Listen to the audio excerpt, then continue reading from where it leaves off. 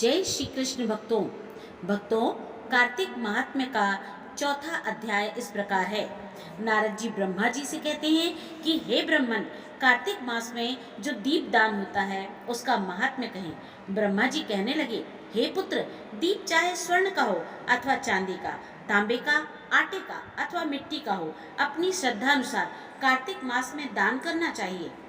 ऐसा करने से सब पापों का नाश हो जाता है। दीपक भगवान की मूर्ति के आगे अथवा तुलसी के वृक्ष के समीप, चौक, ब्राह्मण के घर, वृक्ष के नीचे, वन में, गौशाला में तथा ताक पर चाहे घी का हो या तेल का अवश्य जलाना चाहिए। जो ब्राह्मण के घर पर दीपक जलाता है उसको अग्निष्टोम यज्ञ का फल प्राप्त होता है, और जो आकाश में ऊंचा दीपक जलाता है उसके धन की वृद्धि होती है तथा वैकुंठ में वास मिलता है।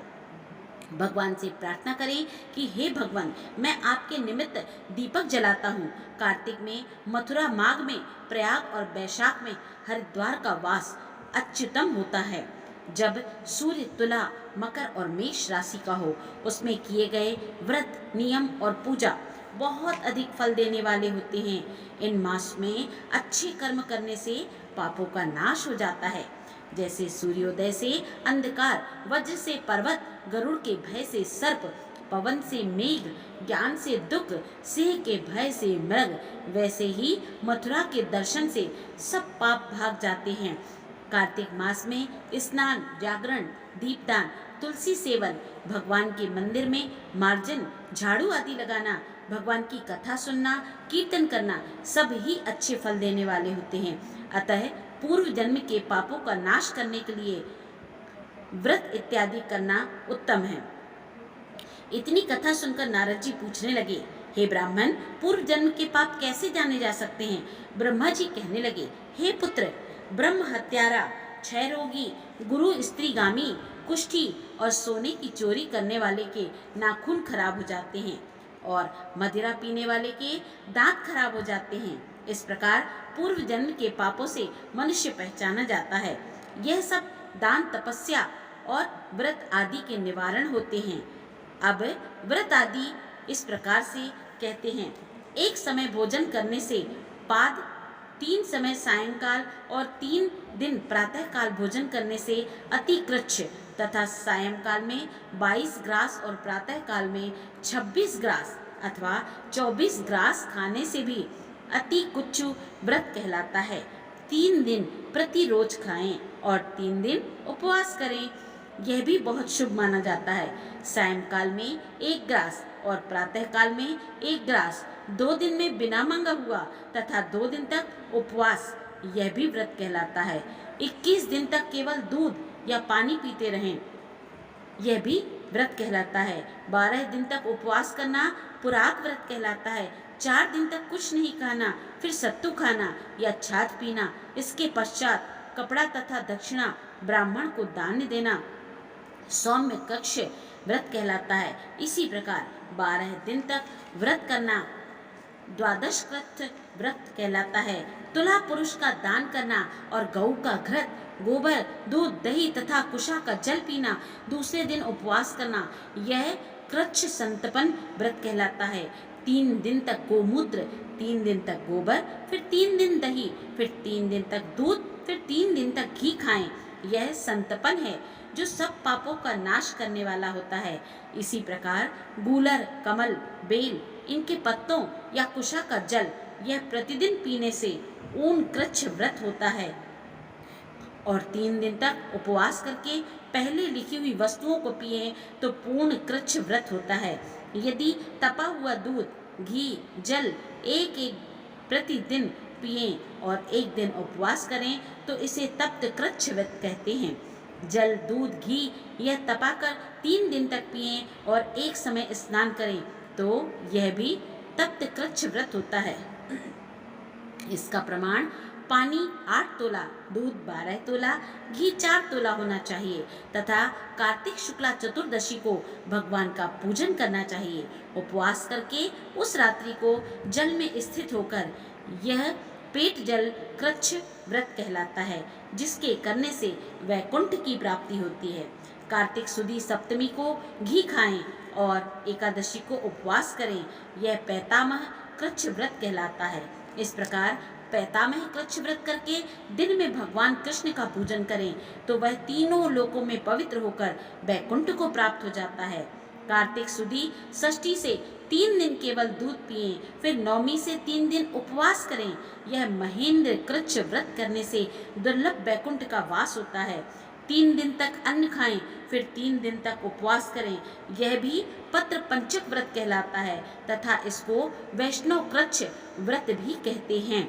जो मनुष्य एकम से पंचमी तक केवल दही खाए, फिर एकादशी तथा द्वादशी को भगवान का पूजन करे, यह यास्क कृच्छ व्रत होता है। इसमें श्वेत द्वीप का वास होता है।